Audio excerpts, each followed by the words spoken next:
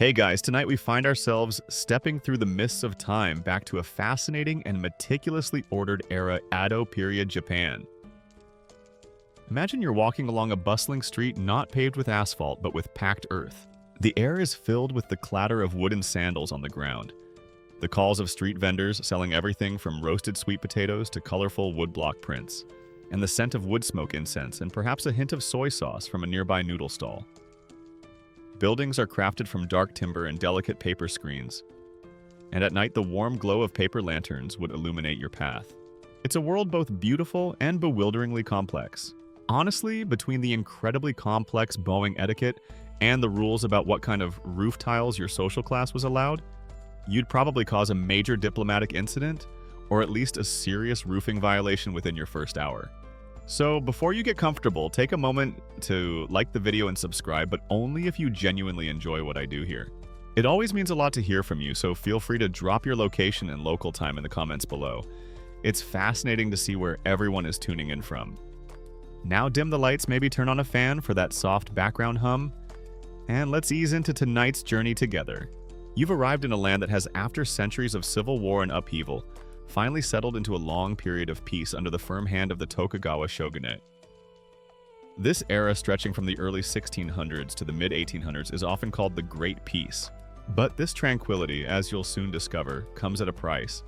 And that price is an extraordinary level of social control and a truly staggering number of rules and regulations governing almost every conceivable aspect of human behavior.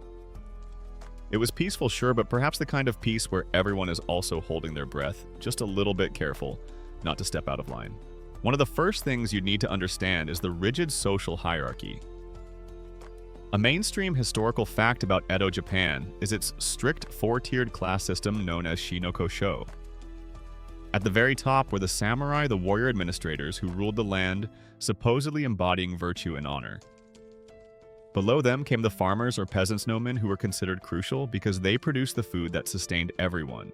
Next were the artisans koshin, the craftsmen who made goods, and at the bottom of these four main rungs were the merchants chonin, who despite often accumulating considerable wealth were officially looked down upon because they didn't produce anything tangible, merely traded in it. And then existing outside even this formal structure were various outcast groups like the ETA and Heinen, who perform tasks considered impure such as butchery or dealing with the dead. Your social class determined by birth dictated almost everything: where you could live, what you could wear, how you spoke, whom you could marry. And very importantly for our journey tonight, how you would be treated by the law and what kinds of punishments you might face. The shogunate, having unified the country after a long period of warring states, was understandably obsessed with maintaining order and stability. Every law, every decree, every local ordinance seemed designed to prevent chaos, uphold the status quo, and ensure that everyone knew their place and, more importantly, stayed in it. This resulted in a society where rules were not just suggestions, they were the very framework of existence. It's like they had a special government department dedicated to drafting regulations for absolutely everything, perhaps even including the correct and officially sanctioned way to admire a blooming cherry blossom without appearing overly frivolous, or heaven forbid offending the local magistrate's particularly sensitive cat. This intricate web of rules naturally came with an equally intricate system of enforcement and sanctions for those who dared to stray. And this is where we delve into the quirky aspect of laws and punishments.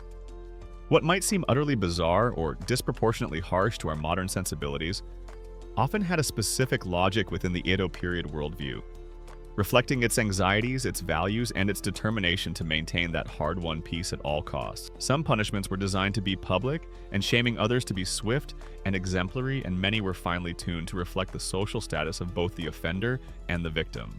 A quirky tidbit you might encounter in an Edo period town are the kosatsu, or public notice boards. These wooden plaques erected at crossroads or other prominent places were inscribed with official edicts, local regulations, and warnings from the authorities.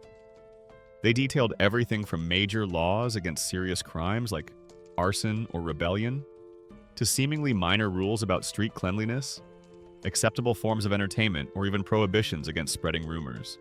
And of course, they often specified the delightful array of punishments awaiting those who failed to comply.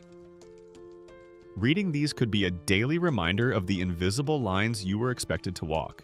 Historians still debate whether the Tokugawa shogunate's primary objective in establishing such a minutely detailed social order and its accompanying legal framework was purely an exercise in pragmatic control and the suppression of potential dissent, or if it also embodied elements of a more philosophical Neo-Confucian vision of creating a perfectly ordered and harmonious society where everyone fulfilling their prescribed role would lead to collective well-being.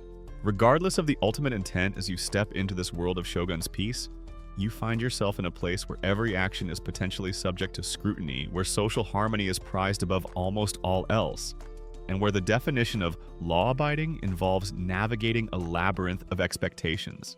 The punishments, as we'll explore, were as varied and as specific as the laws themselves, ranging from quiet social shaming to truly unforgettable public spectacles, all designed to keep the peace Edo style. It's a world where you definitely want to read all the fine print if only you could find it amongst the endless decrees. So you found yourself in Edo-period Japan, a society meticulously ordered, under the watchful eye of the Tokugawa shogunate, where peace is paramount and everyone, absolutely everyone, has their designated place. Now, how do you make sure everyone knows their place and, more importantly, stays in it visually? Well, one of the shogunate's favorite tools for this was the intricate and often bewildering system of sumptuary laws, or kenyakurei. These weren't just friendly fashion guidelines. They were strict decrees dictating what you could wear, what kind of house you could live in, even what sort of food you could be seen eating, all based on your rung on that rigid social ladder we talked about. Forget fast fashion and seasonal trends. Edo Japan was all about class-conscious clothing cohesion, with some rather serious penalties if you dared to say wear silk when you were strictly a hemp and cotton kind of person. A mainstream historical fact is that the Tokugawa shogunate issued a veritable blizzard of these sumptuary edicts throughout its long reign. Their stated aims were usually along the lines of promoting frugality, discouraging extravagance, which was seen as morally suspect, and maintaining the clear visual distinctions between the social classes: the samurai, the farmers, the artisans, and the merchants. You see, if a wealthy merchant started dressing in finer silks than a high-ranking samurai, it could upset the whole carefully constructed social apple cart, and the shogunate was all about keeping that apple cart perfectly balanced and upright, preferably without any shiny, unapproved apples on display from the lower compartments. So let's imagine you're trying to choose your outfit for the day. It's not just a matter of what's clean or what matches. First, what's your class? If you're a samurai, you have a certain range of acceptable attire, often involving silk-specific cuts of kimono and hakama and the all-important swords. But even within the samurai class, there were distinctions based on rank. A low-ranking samurai couldn't just decide to wear the same ostentatious crests or luxurious fabrics as a powerful daimyo or feudal lord. That would be asking for trouble. Now, if you're a commoner, a farmer, artisan, or merchant, your choices are far more restricted. Silk, generally a no-go, or at least only very plain, inconspicuous types, and certainly not the vibrant patterned silks favored by the elite. Your everyday wear would more likely be made from cotton, hemp, or other plant fibers. Colors were a big deal too. Bright, dazzling hues, deep purples, certain crimsons, rich golds, were often reserved for the upper echelons. You as a commoner would be expected to stick to more subdued, earthy tones. Browns, grays, indigo blues, which were very common. And practical, perhaps some dull greens. It's like the entire color spectrum was a VIP club, and your social status determined whether you got past the velvet rope. Trying to pick an outfit in the morning must have been a daily exercise in navigating a sartorial legal minefield. Does this particular shade of indigo hemp kimono make me look a tad too joyfully prosperous for a third-generation tatami mat weaver? Patterns were another area of intense regulation. Large, bold, or overly intricate designs, especially those featuring gold or silver thread, were generally off-limits for the lower classes. You might be allowed small, discrete patterns, simple stripes checks or tiny floral motifs, but nothing that screamed, "Look at me, I'm secretly doing quite well for myself." Even the way you tied your obi, that wide sash around your kimono, could be subject to scrutiny. Certain knots or materials might be deemed too showy for your station. And hairstyles, don't even get started on hairstyles. Specific top knots hair ornaments, even the type of oil you use, could be dictated by your status and occupation. These laws weren't just about what you wore out on the street. They could extend to the very fabric of your home, the size of your house, the materials used in its construction. No fancy cypress wood for you commoner sans, stick to pine. The type of roof tiles, the number of rooms. Even the design of your garden gate could be subject to sumptuary regulations. Lavish parties, extravagant gifts, even overly ornate festival decorations could attract unwelcome official attention. The shogunate basically invented the stealth wealth trend, but mostly by making overt displays of wealth illegal if you weren't in the officially approved tax bracket, or rather rice bale bracket. So what happened if you got a bit carried away and decided to splurge on that beautiful forbidden crimson silk kimono? Or built your shop front just a little too grandly? Enforcement was carried out by local officials, town magistrates, and sometimes even by those Gonin-gumi, the 5 household neighborhood watch groups we'll talk about later, who were responsible for ensuring everyone in their little unit towed the line. Punishments varied depending on the severity of the infraction and your social class. For a minor offense, you might get a stern warning and have the offending item confiscated. Imagine having your fancy new kimono publicly seized because it was deemed inappropriately luxurious. That's a bad shopping day by anyone's standards. For more serious or repeated violations, you could face fines, public shaming, perhaps being paraded through the streets to display your transgression, or in extreme cases of blatant defiance by, say, a merchant trying to live like a daimyo, even harsher penalties like the confiscation of your business or banishment from the town. Despite these restrictions, or perhaps because of them, a fascinating aesthetic developed particularly among the increasingly wealthy but socially restricted merchant class in cities like Edo and Osaka. This was the concept of iki, a kind of chic, understated elegance. A quirky tidbit is how iki involved finding clever, subtle ways to express style and even affluence without overtly breaking the sumptuary laws. This might mean wearing a kimono that appeared very plain and simple on the outside, made of approved cotton or hemp, but was lined with incredibly luxurious and expensive and forbidden silk, visible only in a fleeting glimpse or to those in the know. Or it might involve an obsessive attention to the quality and cut of seemingly simple garments, or the use of incredibly subtle, complex patterns that only a connoisseur would appreciate. It was a quiet rebellion, a way of saying, you can control what I show, but not what I value or who I am. Historians still argue whether the primary driving force behind the relentless issuance of these sumptuary laws was a genuine desire on the part of the shogunate to instill Neo-Confucian virtues of thrift and modesty and maintain economic stability, or if they were more fundamentally a political tool aimed at reinforcing the rigid visual distinctions of the social hierarchy and, crucially, at preventing the increasingly prosperous merchant class from challenging the cultural and symbolic dominance of the samurai elite. Whatever the ultimate motivation, these dress code decrees and lifestyle regulations wove a tight net around the daily lives of Edo-period Japanese people. Your very appearance was a statement of your place in the world, policed, and prescribed a constant reminder of the shogunate's intricate vision of a perfectly ordered, if somewhat restrictively dressed society.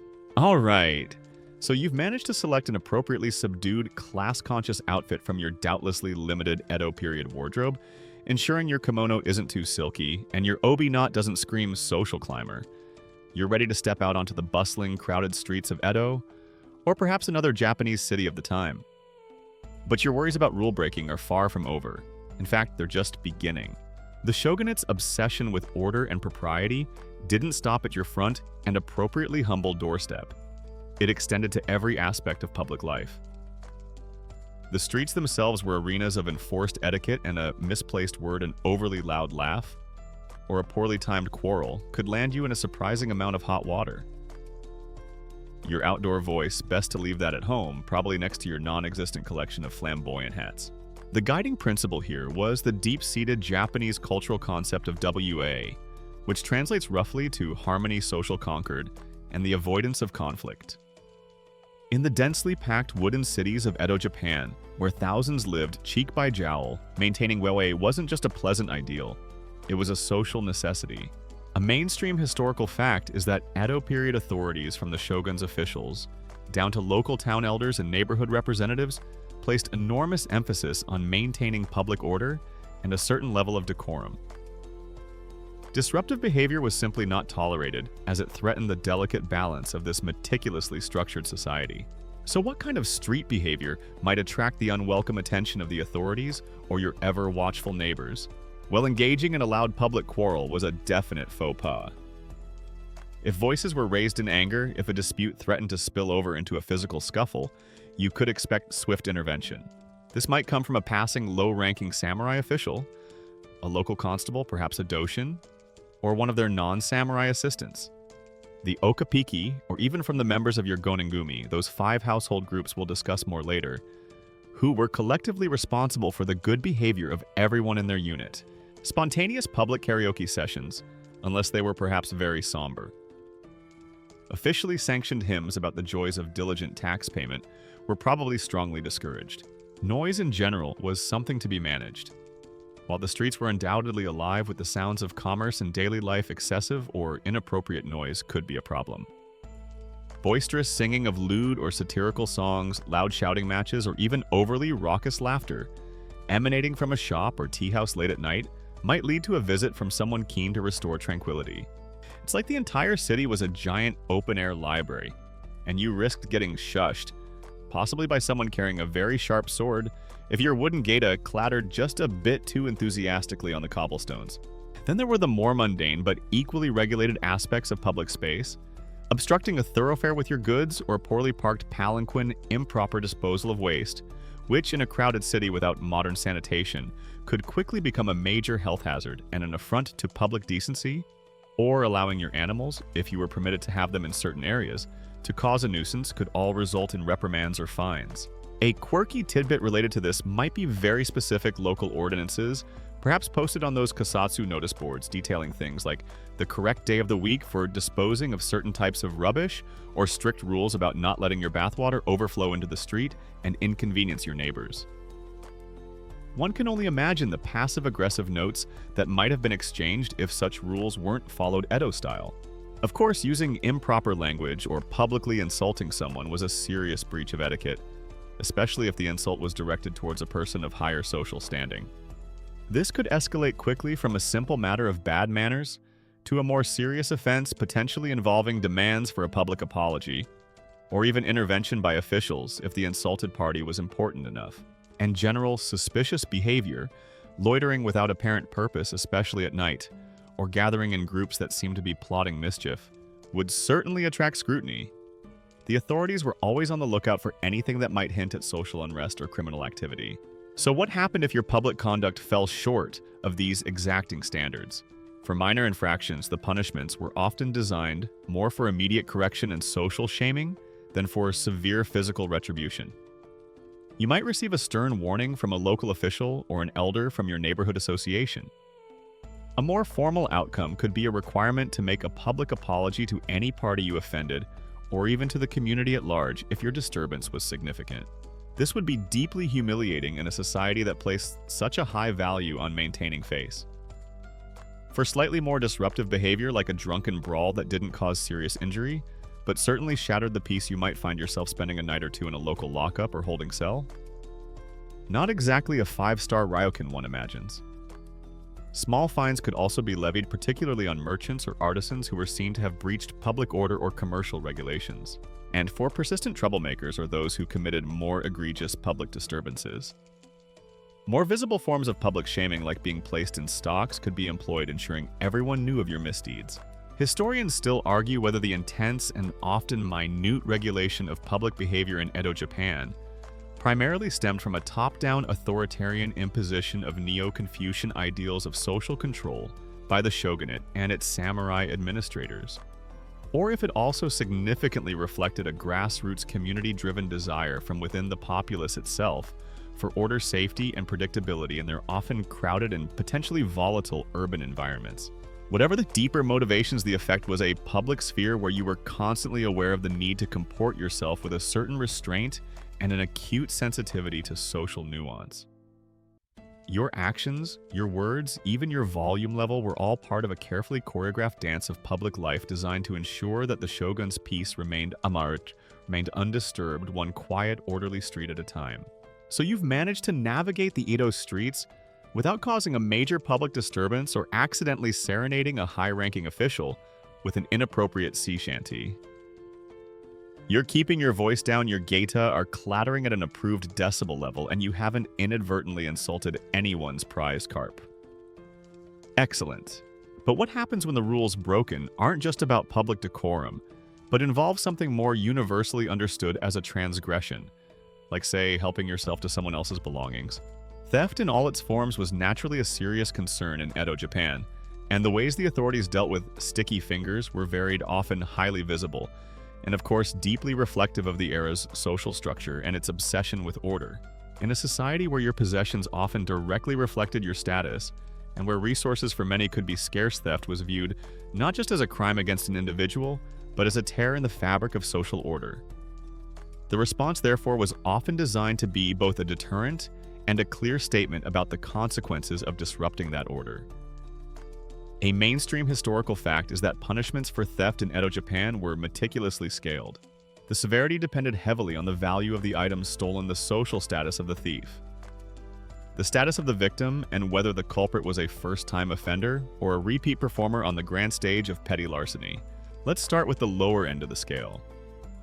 Imagine you're a commoner, perhaps a struggling artisan or a day laborer, and hunger gnaws at your belly.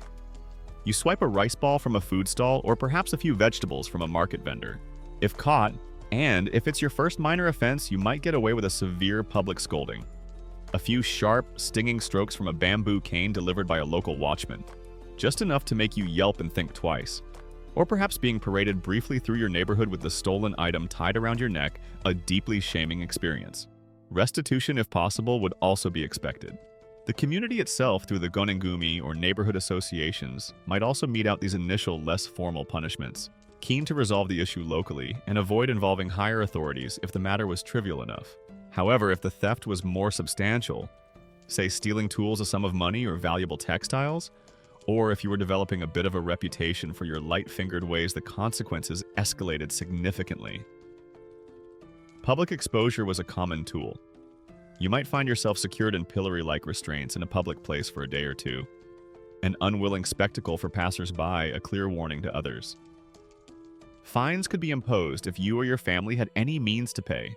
But one of the most distinctive and visually impactful punishments for theft, particularly for repeat offenders, was tattooing, or a irazumi. This wasn't the artistic decorative tattooing that would later become a subculture. This was punitive. Specific marks, perhaps a black ring around an arm for each offense, a particular symbol, or even characters on the forehead, would be indelibly inked onto your skin. Their anti-theft system was less sophisticated CCTV network and more highly visible permanent forehead tattoo that strongly suggests, I have a history of acquiring items without prior consent. This made you instantly identifiable as a convicted thief for the rest of your life, a walking advertisement for the perils of dishonesty, severely hampering your ability to find honest work or be trusted within any community. You wouldn't just get your wrist slapped, you might get it artistically and rather permanently adorned with a mark that effectively screamed, keep an eye on your valuables around this one. The exact nature of these punishment tattoos could be quite specific. A quirky tidbit is that certain tattoo patterns or placements sometimes indicated the district where the crime was committed or the nature of the theft. For example, a simple line might denote a first offense, while multiple lines or a more elaborate symbol like the character for dog, kwan, inu, a significant insult, might be applied for subsequent convictions, a sort of grim loyalty program where you collected undesirable marks instead of points. Now, if you were a samurai caught stealing, that was a different kettle of fish altogether. For a member of the warrior class whose entire identity was supposedly built on honor and integrity, theft was an almost unimaginable disgrace. The punishments would be severe and focused on this loss of honor, ranging from being stripped of rank and privileges and cast out as a masterless ronin, effectively social death for a samurai too.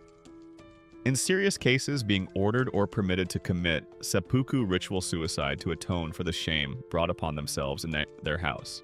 For commoners involved in grand larceny, organized theft rings, or robbery, involving violence, the penalties reach the highest levels of severity. Banishment from your town or city, or even exile to a remote, inhospitable island was a common sentence, effectively cutting you off from your community and livelihood.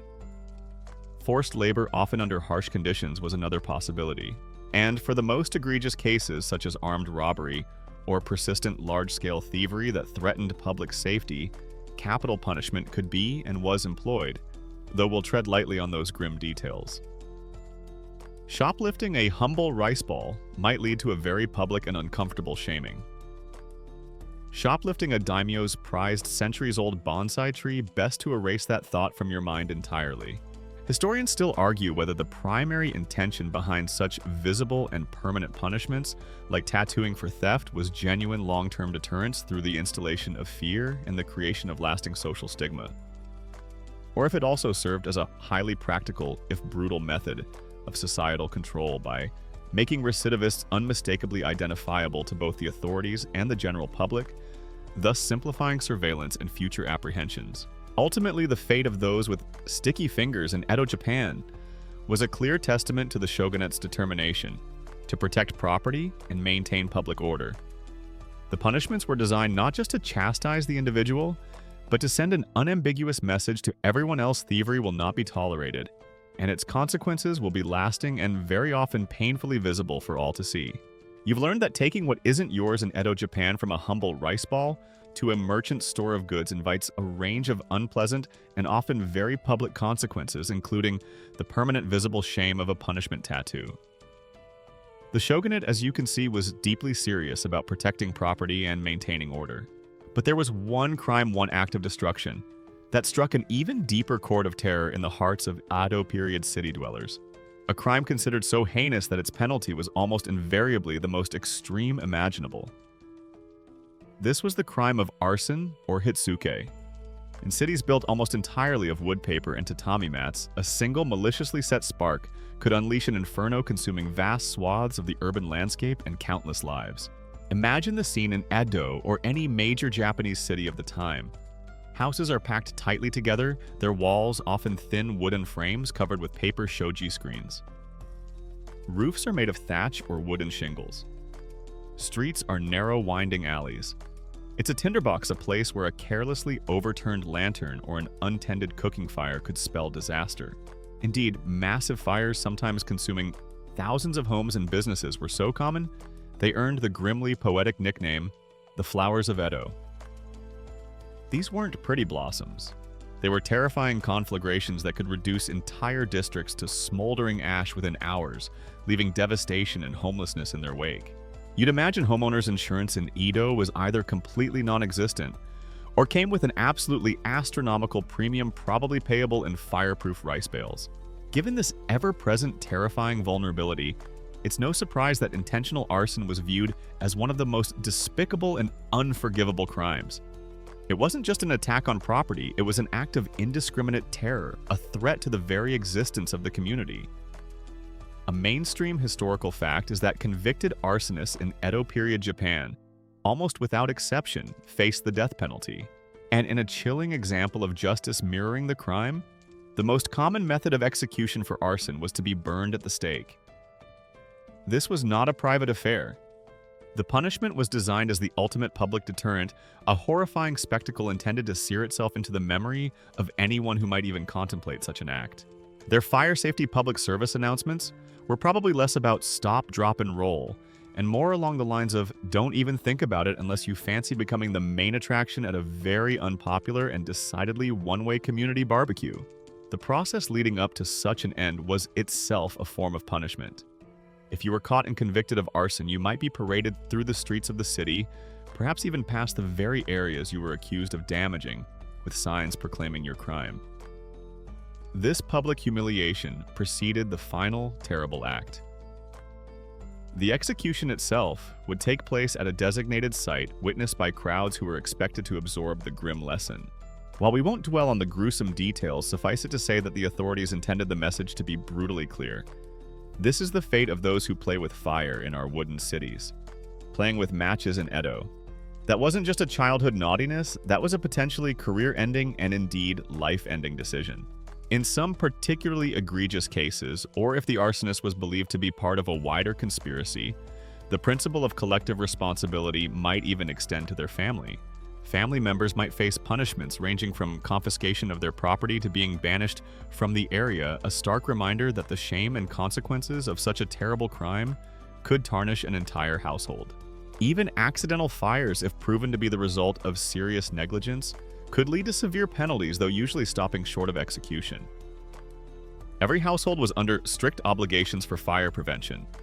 There were rules about handling lanterns, cooking fires, and flammable materials. Neighborhoods often had their own local firefighting groups. The heikeshi composed of commoners who would rush to blazes with rudimentary pumps, buckets, and hooks to tear down buildings and create fire breaks.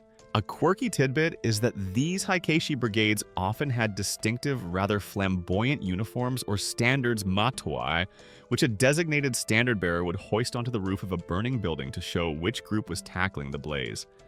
An act of immense bravery and sometimes intense inter-brigade rivalry. City planning, too, attempted to mitigate the risk with wider thoroughfares or designated open spaces intended to act as fire breaks, though often these proved insufficient against a truly determined conflagration. The fear of arson was so profound that rewards were often offered for the capture of those responsible, encouraging citizens to be vigilant and to report any suspicious activity. The entire community was in a sense deputized in the fight against this ever-present threat. Historians still argue whether the extreme public severity and theatricality of punishments for arson were solely a pragmatic, if brutal, response to the undeniable and ever-present danger of catastrophic urban conflagrations, or if these punishments also carried a deeper symbolic weight, representing the shogunate's iron determination to purge and publicly destroy any element that threatened to chaotically consume and obliterate its carefully constructed social and physical order. Ultimately, the fiery penalty for arson in Edo, Japan, underscores the profound anxieties of a society living on a knife edge of flammability. It was a world where the flowers of Edo could bloom with terrifying speed and destructive force, and the authorities were prepared to use the most terrifying means at their disposal to try and prevent anyone from deliberately scattering those deadly seeds. The smell of smoke in the air, even from a distant controlled fire, would have carried an extra layer of dread for every citizen, a constant reminder of the fragility of their wooden world and the terrible price of fire-related crimes. The ever-present fear of the flowers of Edo, those devastating citywide fires, and the terrifyingly severe penalties for arson certainly hammered home the shogunate's absolute commitment to protecting communal existence from catastrophic destruction. But the authorities' concern for order didn't just operate on a grand citywide scale. It reached deep into the most intimate sphere of life, the family. In Edo, Japan, the household, or i.e., was considered the fundamental building block of society, a microcosm of the state itself. And just as public order was meticulously regulated, so too were the relationships, duties, and hierarchies within these family ties that bind with curious laws and sometimes harsh consequences for those who failed to uphold them. At the heart of this familial order was the powerful influence of Neo-Confucian philosophy, which the Tokugawa shogunate actively promoted. This ideology emphasized a strict hierarchy in all relationships: ruler over subject, parent over child, husband over wife, elder sibling over younger. A mainstream historical fact is that paramount among these duties was keiyo, or filial piety, the absolute respect, obedience, and devotion a child owed to their parents, and by extension to their ancestors and other senior family members. This wasn't just a sentimental ideal, it was a bedrock social and legal expectation. Your family group chat in Edo, Japan. If one could imagine, such a thing would likely have been a very formal affair, probably with a strict father knows best moderation policy and an abundance of deeply respectful bowing emojis.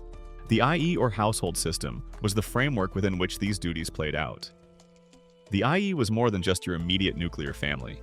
It was a continuing entity encompassing multiple generations, ancestral traditions, and often a family trait or piece of land. At its head was the koshu, usually the eldest male, who wielded considerable legal authority over all members of the household.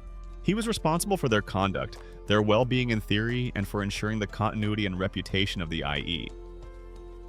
He could approve or deny marriages, control family property, and crucially, administer discipline within the household. So what happened if you as a member of an Edo-period household didn't quite live up to these stringent expectations? Let's say you were a child who was persistently disobedient, disrespectful, or neglectful of your filial duties. Forgetting to say help your aging father with his farming tasks, or heaven forbid, talking back to your mother, wasn't just a minor family squabble. It was a serious breach of social order. The penalties could start within the family itself. The koshu had the right to discipline members, which might involve stern reprimands, confinement to a room, or even for more serious or repeated offenses by an adult son. The threat or actuality of disinheritance or being formally struck from the family register. A devastating social and economic blow. Forget just being grounded. In Edo Japan, seriously disobeying your parents could get you, metaphorically speaking, comprehensively unfamilied. The obligations of a wife were also clearly defined and legally reinforced. She was expected to be obedient to her husband and, very importantly, to his parents. Her primary duties were to manage the household efficiently, to be frugal, and crucially to produce heirs, preferably male, to continue the family line. A wife who failed in these respects, or who was deemed quarrelsome, overly jealous, or disrespectful to her in-laws, could face divorce. A quirky and rather stark tidbit is the traditional ease with which a husband could divorce his wife through what was known as a mikudari-han, or a 3.5-line notice. This brief handwritten note was often all that was required to dismiss a wife and send her back to her natal family, a unilateral act that left the woman with little recourse. If you thought your own in-laws were occasionally a bit demanding, imagine navigating a situation where your mother-in-law's sustained disapproval could quite literally lead to your eviction notice being penned on the spot. While much of this familial discipline was handled internally, the authorities could and would intervene in extreme cases. For instance, striking a parent was considered an absolutely heinous crime, far more serious than assaulting a stranger. It was an affront to the very foundations of social and moral order. And punishments could be incredibly severe, sometimes even extending to the death penalty, though we'll focus on the less extreme but still significant consequences. Similarly, extreme neglect of aged parents, or actions that brought profound public shame upon the entire IE, might attract the attention of local officials who would seek to restore proper family order. The Gonin-gumi, those 5 household neighborhood groups, also played a role here. If a particular household was constantly in turmoil due to internal disobedience or strife, the Gonin-gumi might intervene first, trying to mediate, and then, if necessary, reporting the matter to higher authorities. The collective responsibility meant that the shame of a dysfunctional or disobedient family could reflect on the entire neighborhood group. Historians still argue whether the strict legal and social enforcement of filial piety and the hierarchical structure of the IE household in Edo Japan primarily served the interests of the state by ensuring social stability and order at the most fundamental micro level. Or, if in practice, it also created significant internal household tensions. Severely limited individual autonomy, particularly for women, younger sons, and adopted heirs, and sometimes masked considerable private suffering behind a facade of public conformity. Ultimately, the intricate web of laws and customs surrounding family life in Edo Japan demonstrates the shogunate's profound belief that a well-ordered state began with well-ordered households. Your duties to your parents, your spouse, your children, and your household head were not just private matters. They were a public concern enforced by law and social pressure, all designed to ensure that the ties that bound the family also bound the nation in a tight, unyielding, and meticulously arranged knot of obligations. The intricate web of familial duties and the strict enforcement of filial piety, as you've now seen, formed the very bedrock of Edo Japan's social order, ensuring that stability began in the home. But looming over all common households, the farmers, artisans, and merchants, was the ruling warrior class, the samurai. They were the enforcers of the shogun's peace, the embodiment of authority, and they operated under their own unique, demanding, and often lethally sharp code of conduct, possessing privileges that could be terrifying to others while also being subject to punishments that were exclusive to their elite, if perilous, station. As you navigate the streets of Edo or any castle town, the samurai are instantly recognizable. They typically wear 2 swords, a long katana and a shorter wakizashi, thrust through their obi sash, a right reserved exclusively for their class. Their hair is meticulously styled in a top knot, the shomage, and their bearing is often one of proud, sometimes stern authority. In this era of prolonged peace, many samurai had transitioned from active warriors to administrators, officials, and bureaucrats. But the martial ethos, the warrior spirit, was still considered their defining characteristic. And with that spirit came certain entitlements. One of the most chilling of these was the infamous right known as Kiri Suit Gomen, which translates roughly to permission to cut down and discard, or right to strike and leave.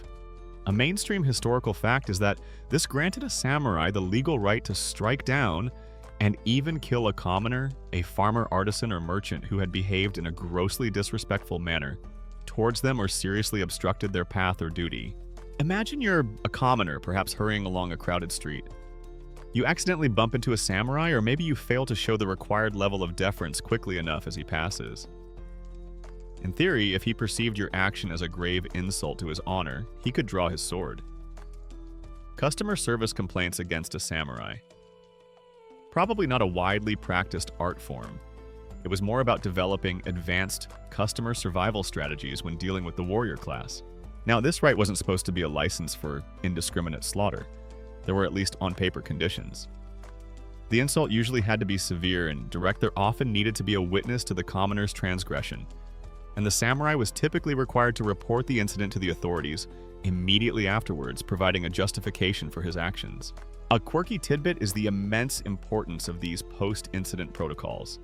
If a samurai killed a commoner but failed to report it correctly or couldn't provide a convincing witness or justification for the perceived insult, he himself could face severe punishment, potentially even being charged with murder. So while the right existed exercising, it was a serious matter, fraught with its own set of procedures. Nevertheless, the very existence of Kiri-suda Gomen cast a long shadow of fear over interactions between commoners and samurai. It reinforced the samurai's superior status in the most visceral way possible, and ensured that commoners were usually exceedingly careful to show proper respect to Bo at the appropriate depth, to step aside and to avoid any word or action that could possibly be construed as offensive. But what about when samurai themselves broke the rules? Either the general laws of the land or the specific, unwritten but deeply ingrained codes of their own warrior class, often loosely referred to as Bushido, the way of the warrior. Their punishments were distinct and often revolved around the concept of honor. For a samurai, dishonor was considered worse than death. If a samurai committed a crime, showed cowardice, was disloyal to his lord, or otherwise brought shame upon himself or his house, the consequences could be dire. Minor offenses might be dealt with internally by their clan or daimyo feudal lord, perhaps resulting in a severe reprimand, temporary house arrest, a reduction in their rice stipend, their salary, or even confiscation of their precious swords and property. For more serious transgressions, or for actions that brought profound dishonor, one of the ultimate punishments was seppuku, sometimes known in the West by the more colloquial term harakiri. This was ritual self-disembowelment, a practice that, while gruesome to modern sensibilities, was viewed in Edo, Japan as an honorable way for a samurai to die to atone for his failures to protest an injustice or to follow his lord in death. Seppuku could be a voluntary act to preserve or restore lost honor, or it could be effectively ordered by a superior as a form of capital punishment.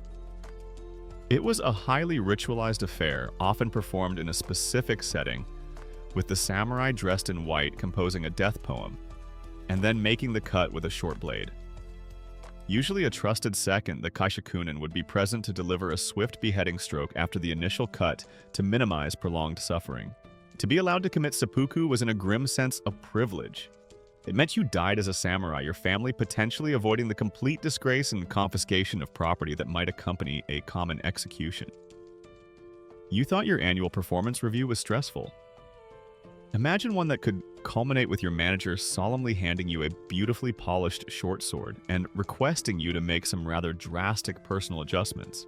Historians still argue how frequently the right of Kiri-suda Gomen was actually invoked and officially documented as justified, versus how much its power lay in its constant, terrifying potential, serving as an ever-present psychological tool to maintain the deference of the commoner classes toward the samurai. The samurai then lived by a double-edged sword, both literally and figuratively. They held the power of life and death over those below them in the social hierarchy, but they were also bound by an incredibly demanding code that valued honor above life itself, subjecting them to forms of justice and punishment that were unique to their class, steeped in ancient tradition, and utterly unforgiving of perceived failure or disgrace. Theirs was a world where the sharp edge of the law was matched only by the sharp edge of their own swords, and the even sharper demands of their warrior spirit. The samurai, as you've now come to understand, lived by a code that was as sharp and unforgiving as their prized swords, their unique privileges matched by equally severe and honor-bound responsibilities. They were the enforcers, the ruling class. But how did the shogunate ensure that its myriad laws and expectations permeated down to every level of society, into every crowded city neighborhood, and every remote farming village? Well, one of its most ingenious and indeed pervasive instruments of social control was a system that turned your very own neighbors into your monitors, the Gonin-gumi, or 5 household groups. Forget just minding your own business. In Edo, Japan, your neighbor's business was very much your business, and vice versa, often by official decree. A mainstream historical fact is that the Gonin-gumi system was a cornerstone of local administration and social control throughout the Tokugawa period. Virtually every commoner household, farmers, artisans, merchants, was organized into these small collectives, typically consisting of 5, though the number could sometimes vary slightly, adjacent or nearby households. These weren't just informal neighborhood watch schemes. They were officially recognized units with a designated headman kumigashira, and they bore collective responsibility for a whole host of duties. Their functions included facilitating tax collection, disseminating official edicts from the authorities, organizing local firefighting efforts, and crucially for our exploration, ensuring the good behavior and adherence to laws of all members within their group. Your neighborhood watch in Edo, Japan, you see, wasn't just concerned with spotting suspicious strangers. It was also tasked with making sure Mrs. Tanaka down the lane wasn't secretly using forbidden imported fabrics for her kimono, or that young Kenji wasn't practicing an overly boisterous and thus unapproved style of drumming. The linchpin of the Gonin-gumi system was the principle of collective responsibility. This meant that if one household within your group committed a crime, failed to pay their taxes, harbored a criminal, or even just flagrantly disregarded local regulations, the entire group could be held accountable and face punishment. This was a remarkably effective way to ensure mutual surveillance. Suddenly, the actions of your neighbors had a very direct bearing on your own well-being and safety from official displeasure. You'd be highly motivated to ensure that everyone in your little 5 household unit was towing the line lest you all suffer the consequences. Forget keeping up with the Joneses. In Edo, Japan, it was more like making absolutely positively sure the Nakamuras, the Satos, the Yamamotos, and the Kobayashis, all in your group, aren't about to inadvertently or advertently land you in hot water with the local magistrate. So, how did this play out in daily life? Members of a Gonin-gumi were expected to keep an eye on each other, discreetly of course, but effectively. They were supposed to report any suspicious activities, the presence of unregistered strangers, or serious breaches of the law by any member of their group to their kumigashira or directly to local officials. This could range from noticing if someone was suddenly living beyond their apparent means, a possible sign of theft or illicit business, to observing if a family was neglecting its religious duties like failing to register at the local Buddhist temple, which was often mandatory, or even if there were persistent disruptive quarrels within a household that threatened neighborhood peace. The kumigashira. The head of the group was usually a respected, more established member of one of the 5 households. He acted as the liaison with the authorities responsible for maintaining certain records for the group, like population registers, or ensuring everyone had the required travel permits if they needed to go elsewhere, and for relaying official decrees downwards. He was also the first port of call if trouble arose within the group, expected to try and mediate minor disputes or ensure that more serious matters were promptly and correctly reported. The social pressure generated by the system was immense. You lived in close proximity to the other 4 households in your group. Your children played together, you might rely on each other for help during harvest or if a fire broke out. To be the cause of your entire group being shamed, fined, or subjected to increased official scrutiny was a terrible burden. This fostered a strong pressure towards conformity and a reluctance to step too far out of line.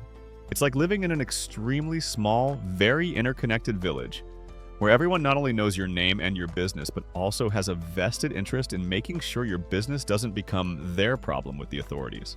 A quirky tidbit about the Gonin-gumi is that they were sometimes responsible for incredibly mundane yet highly specific local duties that went beyond just crime prevention. This might include things like organizing the routine cleaning of the local drainage ditches, ensuring that fire safety precautions like keeping buckets of water filled were observed by all households in the group, or even participating in collective pest control efforts if locusts or rats became a problem. Sometimes members of a Gonin-gumi would have to sign a formal pledge document or kisho, periodically reaffirming their loyalty to the shogunate, their commitment to upholding the laws, and their acceptance of collective responsibility. It was a constant formal reminder of their obligations.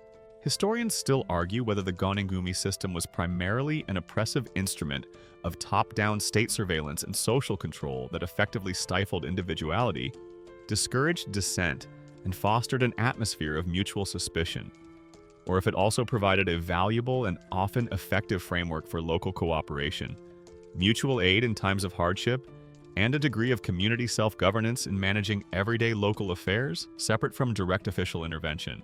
Regardless of this debate, there's no doubt that the watchful eyes of your Gonin-gumi neighbors were a constant feature of life for commoners in Edo, Japan. It was a system that blurred the lines between private life and public responsibility, ensuring that the shogun's desire for order and conformity reached into every alleyway, every shop, and every humble farmhouse, making every citizen a stakeholder in and a monitor of the peace. The ever-watchful eyes of your Gonin-gumi neighbors, those 5 household units designed to ensure everyone towed the line, certainly added another layer of pressure to your daily existence in Edo, Japan. The fear of bringing shame or punishment not just upon yourself, but upon your entire little collective was a powerful motivator for conformity. But what happened if your transgressions were deemed too serious for local reprimands or shaming? Or if you were a repeat offender who simply couldn't or wouldn't fit into the meticulously ordered society? For such individuals, the shogunate had a punishment that ensured complete removal from the community. A chilling sentence that swapped the crowded streets of Edo for the lonely shores of a distant island banishment. This wasn't a 2-week vacation to a scenic coastal resort. Banishment, known by terms like ento, or more specifically for island exile Shimanagashi, was a severe penalty, just a step below execution for many offenses. A mainstream historical fact is that this form of punishment was widely used throughout the Edo period. Remote islands, often those in the Izu chain like Hachijojima, Miyakojima, or Oshima, as well as the more distant Sado Island. Famous for its gold mines, where some exiles were put to hard labor, became designated dumping grounds for a wide array of offenders. This could include persistent thieves, unmanageable gamblers, those involved in serious public brawls or disturbances, disgraced priests, problematic artists whose work was deemed too risque, and sometimes even political dissidents or samurai who had fallen into deep disfavor but were perhaps spared outright katama execution. Their version of being sent to your room was considerably more extreme. More like sent to a windswept, isolated rock in the middle of the vast Pacific Ocean, quite possibly for the rest of your natural life. Imagine the moment the sentence is pronounced upon you. Banishment. The word itself would conjure images of a desolate, unknown existence, a complete severing from everything you've ever known. Your family, your friends, your livelihood, the very sights, sounds, and smells of your home. The journey into exile would be a grim one, likely under guard perhaps on a cramped, uncomfortable boat each day, taking you further from the familiar and closer to an uncertain and probably very bleak future. Packing for such an indefinite trip must have been a truly dispiriting affair. Do I bring my best festival kimono just in case there's a lively exile community social once a decade? Or do I just accept that my primary ensemble will now be various shades of damp and miserable? Life on these exile islands was invariably harsh. These weren't typically fertile paradises. They were often rugged volcanic islands, difficult to cultivate with limited fresh water, and exposed to the full force of oceanic weather. Upon arrival, you weren't usually greeted with a welcome basket and a map of local attractions. Exiles were often left to fend for themselves to a large extent. You might have to construct your own rudimentary shelter from whatever materials you could find. Food would be a constant struggle. While some basic government rations might occasionally be supplied, they were likely meager and unreliable. Foraging, fishing, if you had the means and skill, or attempting to grow small plots of vegetables in poor soil would become your primary occupations, a daily battle for subsistence. The social environment on these islands could also be challenging. You'd be thrown together with other banished individuals from all walks of life, all bearing the stigma of their crimes or misfortunes. New rough-hewn communities might form out of necessity, but they would likely be fraught with tension, suspicion, and the ever-present sense of shared hopelessness. There was no real escape as the surrounding ocean was a formidable barrier, and any unauthorized attempt to leave would be met with severe punishment if you were caught.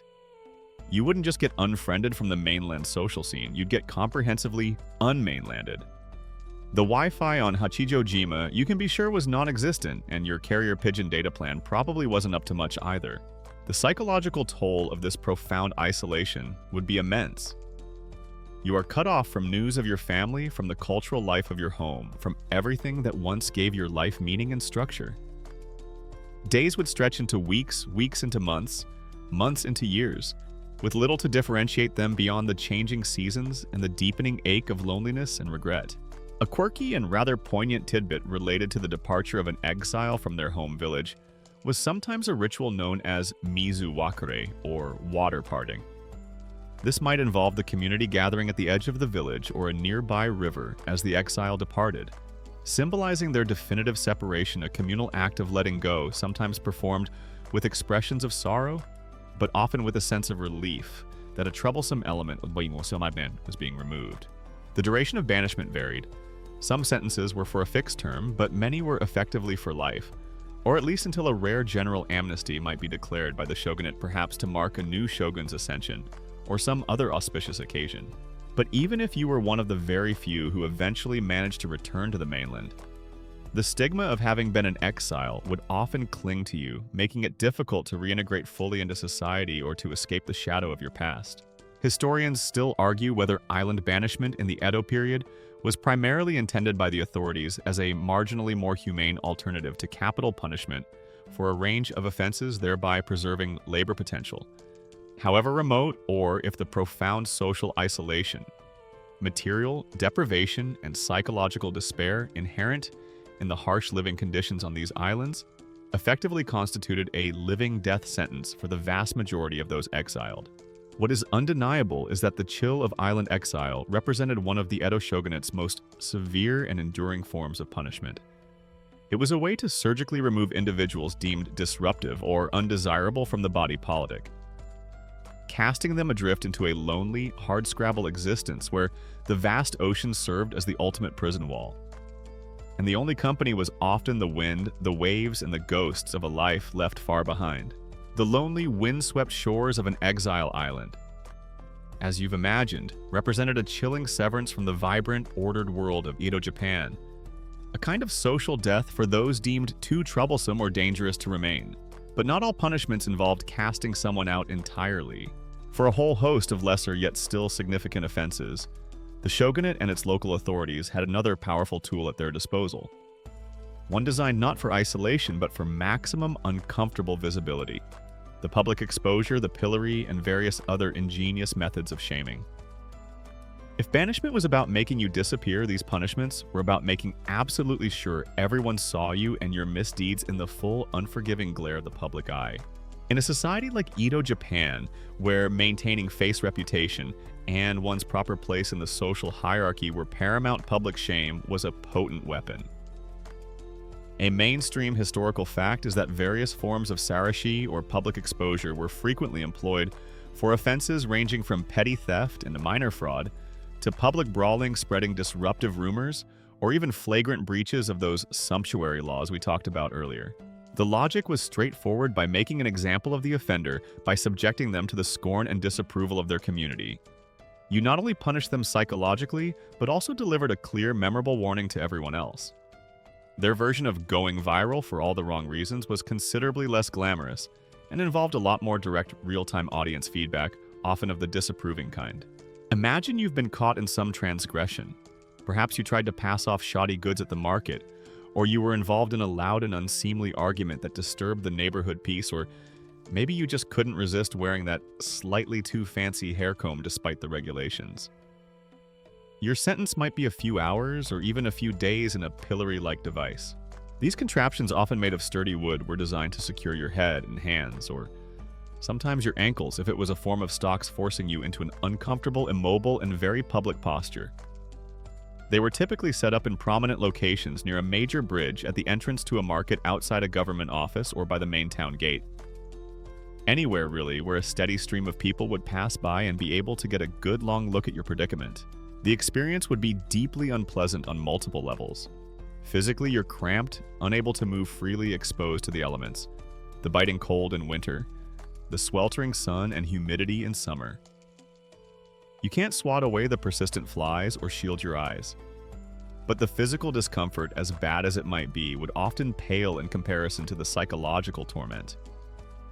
You are on display, vulnerable, the subject of countless stares, whispers, and comments.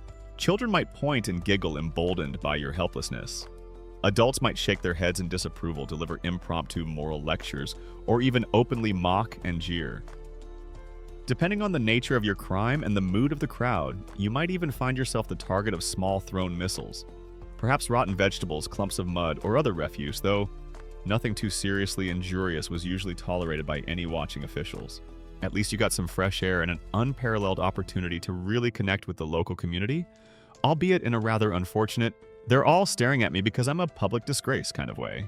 Sometimes the shaming was made even more specific. A quirky tidbit is that offenders might be forced to hold or wear items that directly related to their crime. A convicted gambler might be pilloried holding a pair of dice or Hanafuda cards. A petty thief might have the stolen goods tied around their neck or placed in front of them. Often a wooden sign or banner would be displayed alongside. You clearly stating your name, your offense, and the duration of your punishment, ensuring there was no ambiguity about why you were enjoying this particularly uncomfortable form of public attention. For certain offenses, an offender might even have straw matting or komo tied around their torso as part of the display, a further mark of disgrace. Another form of public exposure involved being paraded through the streets. You might be bound with ropes, perhaps with your crime advertised on a placard carried before you, and march through the busiest parts of town, a slow, humiliating procession designed to attract maximum notice. Or you might simply be forced to stand or kneel in a designated public spot for a set period, bearing your shame under the gaze of your fellow citizens. The original cancel culture you might muse, but with significantly more splinters and a much higher probability of being hit by a decomposing daikon radish. The duration of these punishments could vary from a few hours for a very minor issue to several days for more serious public order offenses or repeated minor criminality. And the shame didn't necessarily end when you were released from the pillory or the parade was over. The memory of your public disgrace would linger in the minds of your neighbors and acquaintances, a stain on your reputation that could take a long time to fade, if it ever did entirely. Historians still argue whether the primary efficacy of these public exposure punishments in Edo, Japan, truly lay in the immediate shame, discomfort, and deterrence inflicted upon the individual offender, or if their more significant function was as a form of ongoing didactic street theater. A constant, visible and visceral reminder to the general populace of the state's unwavering authority, the clear boundaries of acceptable behavior, and the very tangible consequences of transgression. Whatever the precise balance of intent, there's no doubt that the pillory's public glare and the myriad other forms of sarashi were powerful tools in the shogunate's arsenal for maintaining social control. They transformed the community itself into an instrument of punishment, using the power of collective observation and social judgment to enforce conformity and remind everyone from the highest commoner to the lowest of the ever-watchful eyes of the law and the high price of public disgrace. The discomfort of the pillory, the sting of public shame, the constant awareness that your every move on the streets of Edo was subject to scrutiny. These were all part of the shogunate's toolkit for maintaining order.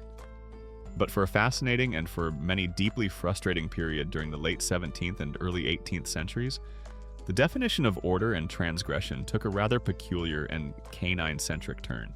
Prepare yourself because you're about to step into the era of Shogun Tokugawa Tsunayoshi, a ruler whose deeply held beliefs would lead to some of the most famously quirky and often chaotic laws in Edo Japan's history.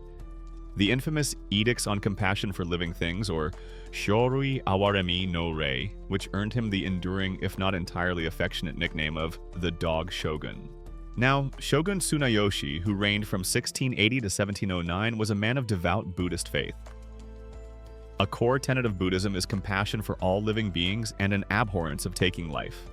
Influenced by certain Buddhist monks and his own convictions, Tsunayoshi began issuing a series of edicts aimed at promoting this ideal. A mainstream historical fact is that these shorui awaremi no rei initially covered a range of creatures, birds, fish, horses, even insects. But over time, and supposedly because Tsunayoshi himself was born in the Chinese zodiac's Year of the Dog, the focus narrowed with an almost obsessive intensity onto the protection of dogs. And when we say protection, we mean protection on a level that would make even the most ardent modern-day animal rights activist raise an eyebrow. Suddenly, in the bustling streets and crowded tenements of Edo, dogs became, in a legal sense, VIPs. Very important pooches. It became a serious crime to injure, mistreat, or heaven forbid, kill a dog. Even accidentally. The stray dog population of Edo, already considerable, probably felt like they'd won the lottery and now had better legal representation and a more comprehensive social security net than many of the human citizens. People were reportedly expected to address dogs with honorifics, perhaps something along the lines of "O Inu-sama" or "Honorable Mr. Dog," lest they cause offense not just to the dog, but to the shogun's law. You thought your homeowners association had a lot of persnickety rules about pets? Imagine a nationwide decree where failing to adequately bow to a passing Shiba Inu could theoretically land you in a spot of bother. The practical implications of these canine commandments were, as you can imagine, rather chaotic.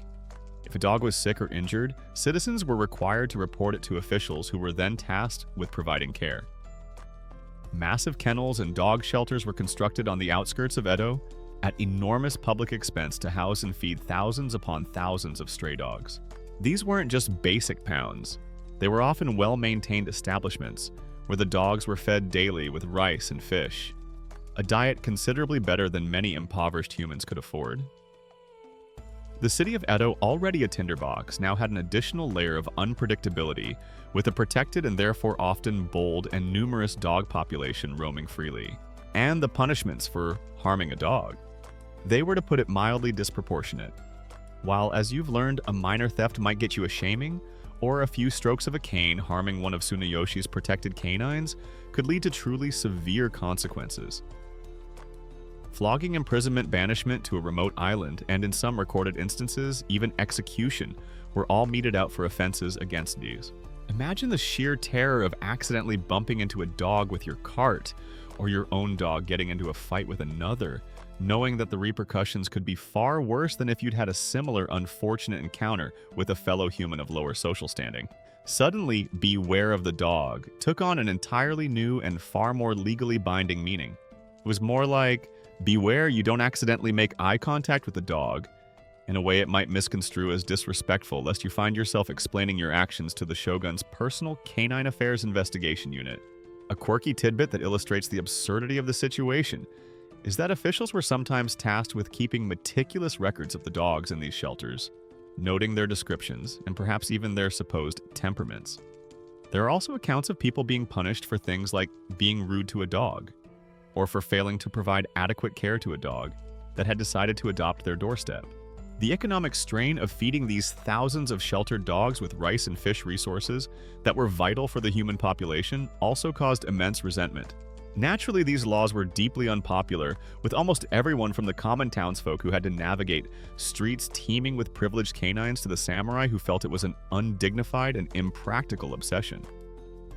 Tsunayoshi was widely mocked behind his back, and the Dog Shogun moniker was not one of endearment. People found ways to subtly resist or evade the laws where they could, but the threat of harsh punishment was very real.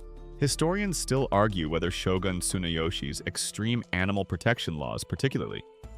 His focus on dogs were genuinely and solely motivated by his deep Buddhist compassion and a sincere, if perhaps misguided, desire to create a more moral and humane society, or if they were also significantly influenced by personal superstitions such as advice from monks that his lack of a male heir was due to misdeeds in a past life for which protecting dogs was an atonement. The undue influence of certain spiritual advisors, or even if they reflected a form of increasingly autocratic and detached imperial rule that had lost touch with the daily realities of its subjects. Whatever the true motivations, this period of the Canine Commandments stands out as a truly bizarre chapter in Edo Japan's legal history.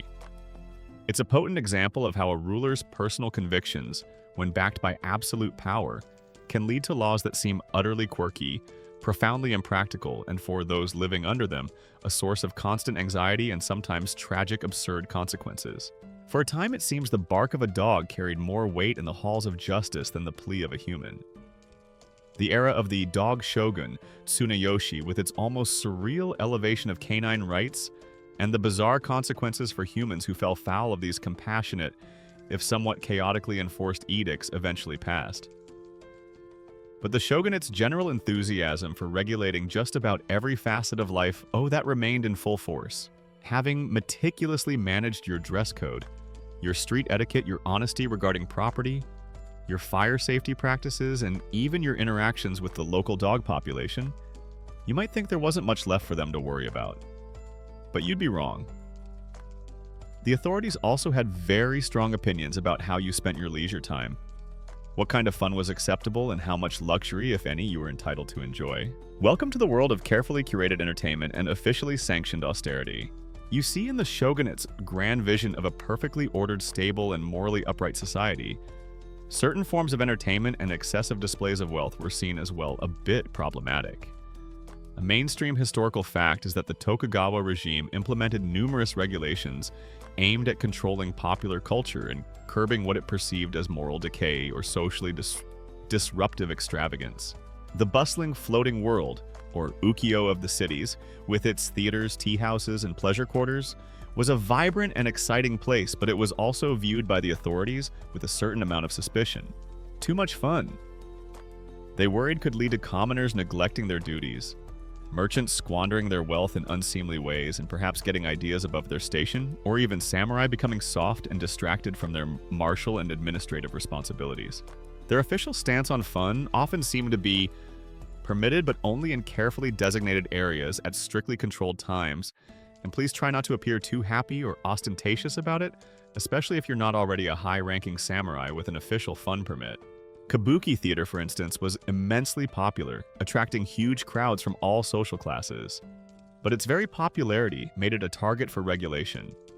Authorities worried about its potential to stir up unrest or mock the ruling class. As a result, female actors were banned early on in 1629, leading to the unique tradition of onagata, highly skilled male actors who specialized in female roles. Plays were often censored, their scripts scrutinized for any hint of political satire, excessive violence, or themes deemed too erotic or disruptive to public morals. Theaters themselves might have their licenses revoked, be forced to move to less desirable out-of-the-way locations, or face restrictions on the lavishness of their costumes and stage sets. Forbidden books or plays. In Edo, that might not necessarily be some grand political treatise, but perhaps just a new kabuki script where a clever merchant character outsmarts a bumbling samurai a little too convincingly for the authorities' comfort. Sumo wrestling, another beloved spectacle, also came under official scrutiny. While it was often patronized by the samurai class and even featured at shogunal events, there were concerns about gambling. Associated with matches, the sometimes rowdy behavior of wrestlers outside the ring, and the potential for public disorder among enthusiastic crowds. So regulations were put in place to control matches, wrestler conduct, and to try and stamp out match fixing. Then there were the famous pleasure quarters like Yoshiwara in Edo. These districts home to tea houses, courtesans, and geishas were officially sanctioned by the shogunate. A pragmatic recognition perhaps that such activities couldn't be entirely suppressed. However, they were also strictly controlled and geographically contained, often surrounded by walls and moats with entry and exit points carefully monitored. There were intricate rules governing the operation of these districts. The hours establishments could remain open, the ranking and attire of the courtesans, the prices that could be charged, and the conduct expected of patrons. It was a way of allowing certain social outlets while simultaneously keeping them segregated and under tight supervision. Gambling, however, was one form of fun that the shogunate consistently and severely prohibited for all classes. Dice games. Card games, any form of wagering. These were seen as deeply corrupting, leading to idleness, debt, and social disorder. Despite the prohibitions, illegal gambling dens thrived in the shadows. But if you were caught, especially if you were a professional gambler or someone running a den, the punishments could be severe, heavy fines, public shaming branding with a specific gambler's tattoo banishment, and for repeat or high-level offenders, even the death penalty.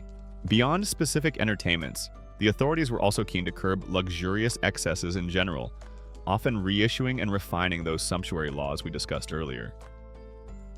This wasn't just about clothing. Restrictions could apply to the types of food served at banquets, the use of expensive imported goods like rare silks or exotic spices, overly ornate household furnishings, or even the scale of private celebrations like weddings or festivals. The aim was to promote an official ideal of thrift simplicity and austerity, particularly for the common classes, but also as a check on any samurai who might be tempted by the conspicuous consumption of the wealthy merchants. Even the burgeoning world of popular literature and art, like the vibrant ukiyo-e woodblock prints, didn't escape scrutiny. Censorship was a reality. Prints depicting overly sensual scenes, famous courtesans, and too much detail kabuki actors, in particularly controversial roles or any artwork that seemed to satirize the authorities or social order, could be banned, the woodblocks confiscated, and the artists or publishers punished. The punishments for violating these rules on forbidden fun and luxury varied. For the proprietors of establishments that broke the rules, theater owners, tea house keepers, heads of brothels, it could mean hefty fines, temporary or permanent closure of their business, or even confiscation of their property. For performers like kabuki actors, who, despite their immense popularity, often occupied a very low, almost outcast social status, it could mean restrictions on where they could live, what they could wear offstage, or even temporary bans from performing.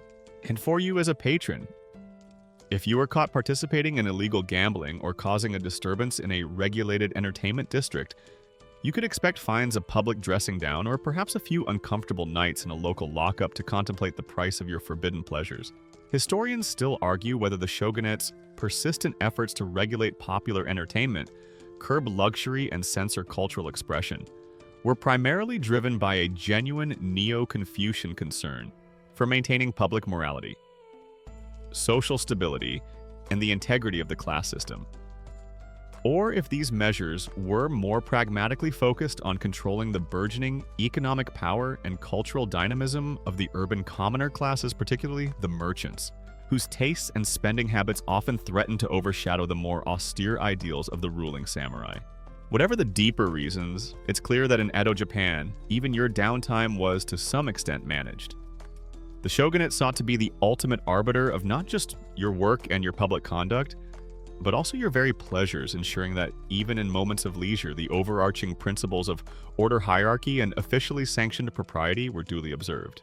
You've learned, perhaps with a growing sense of claustrophobia, that the Tokugawa shogunate had a keen interest in regulating almost every aspect of your life within your own town or village, from the color of your kimono to the volume of your laughter, and even the moral character of your preferred forms of entertainment.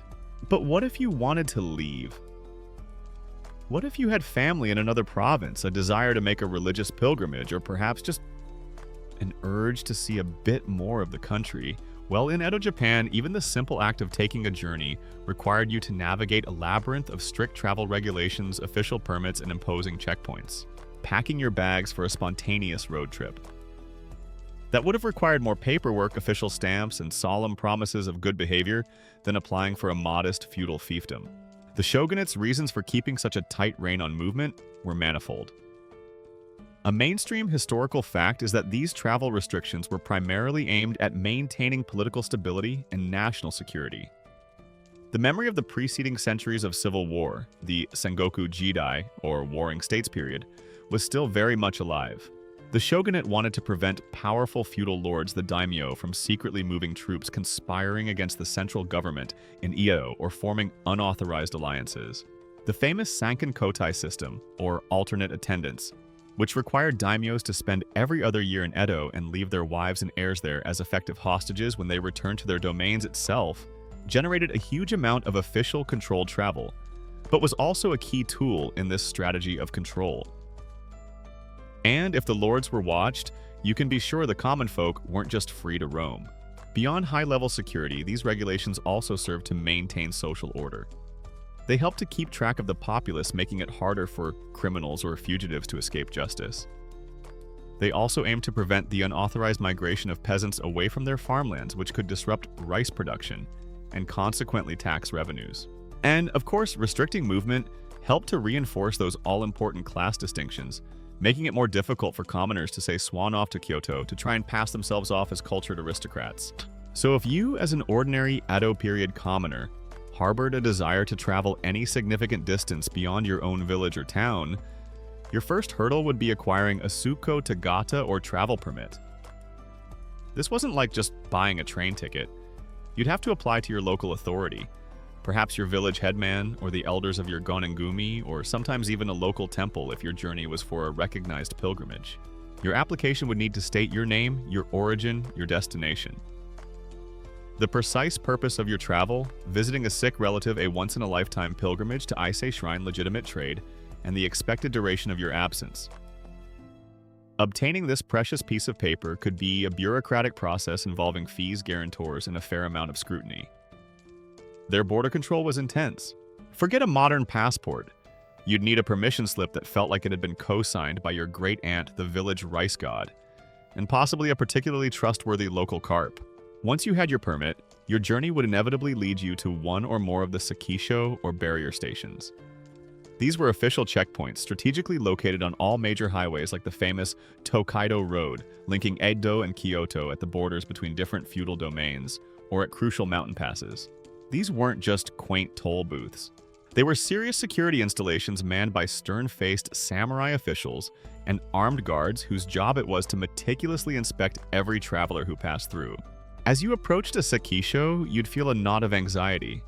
You'd present your precious Suko Tagata. The officials would scrutinize it, comparing the details with their own registers and with your appearance. A quirky tidbit is the incredible detail often recorded on these permits to prevent impersonation. They might list not just your name and village, but also your age, height, build, complexion, and any distinguishing features like scars, moles, or even missing teeth. Being vague was not an option. You'd be questioned about your purpose, your destination, how long you intended to stay. Your baggage might be searched. The officials were particularly vigilant for what was known as Iri Depot ni Deona, incoming guns and outgoing women. This reflected two major concerns: preventing weapons from being smuggled into Edo, the shogunal capital, and preventing the wives and daughters of daimyos, who were essentially hostages under the Sankin Kotai system, from secretly fleeing the city. For female travelers, especially those leaving Edo, the scrutiny at checkpoints like the notorious Hakone barrier could be particularly intense and stressful. What if you were caught trying to bypass a checkpoint, or traveling without a valid permit, or if your permit had expired or contained discrepancies? The consequences could range from being simply turned back to detention and further questioning, to fines, or even a flogging for more serious attempts at deception. If you were found wandering far from your registered home without any authorization, you could be arrested and treated as a vagrant, a runaway, or a potential criminal facing a range of unpleasant punishments. Trying to sneak past a Sakisho without the proper papers was the Edo period equivalent of attempting to gate crash an imperial tea ceremony wearing a party hat. A very bad idea with a high probability of swift and humorless official intervention. There were, of course, some exceptions or special categories. Pilgrims, for instance, were generally permitted to travel to famous shrines and temples, though they often still required documentation from their local temple. Certain merchants engaged in officially sanctioned trade might have specific permits allowing them more freedom of movement. But for the average person, any journey was a carefully considered, officially sanctioned, and closely monitored undertaking. Historians still argue whether the shogunate's elaborate and often burdensome system of travel regulations and checkpoints, while undoubtedly contributing to political stability and the prevention of large-scale organized rebellion, also inadvertently acted as a brake on broader economic integration. The free exchange of ideas and innovations between different regions of Japan and the overall development of a more unified national consciousness during much of the Edo period. For you, as a humble traveler in this era, the main takeaway was that every careful step on your journey was a reminder of the shogunate's pervasive reach. The roads might be well-maintained in places bustling with life, but they were also channels of control lined with the watchful eyes of authority, ensuring that your movement, like so many other aspects of your life, was kept firmly within the prescribed boundaries of Edo Japan's meticulously ordered world. You've learned by now that in Edo Japan, your physical movements, from the way you dressed to the way you walked down the street, and even the long journeys you might undertake, were all subject to the shogunate's meticulous and often restrictive gaze. Every step was in a sense a careful one. But the authorities' desire for order and control didn't stop at your corporeal form. It extended deep into the realm of your spirit, your faith, and your innermost beliefs. If the roads had their checkpoints, then so too did the pathways of worship. And treading an unapproved spiritual path could lead to some of the most severe and relentless punishments the Edo period had to offer. The Tokugawa shogunate's general policy towards religion was pragmatic and primarily aimed at ensuring social stability and bolstering its own authority. Buddhism and Shinto.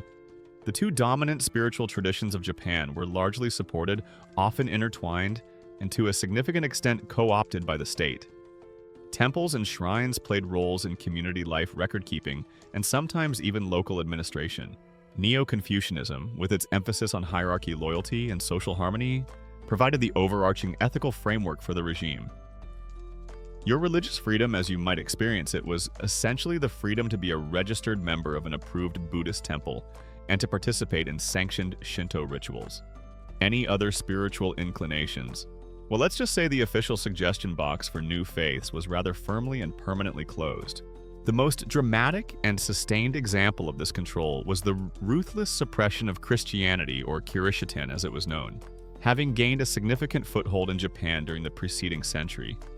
Through the efforts of European missionaries, Christianity came to be viewed by the shogunate as a dangerous and destabilizing foreign influence.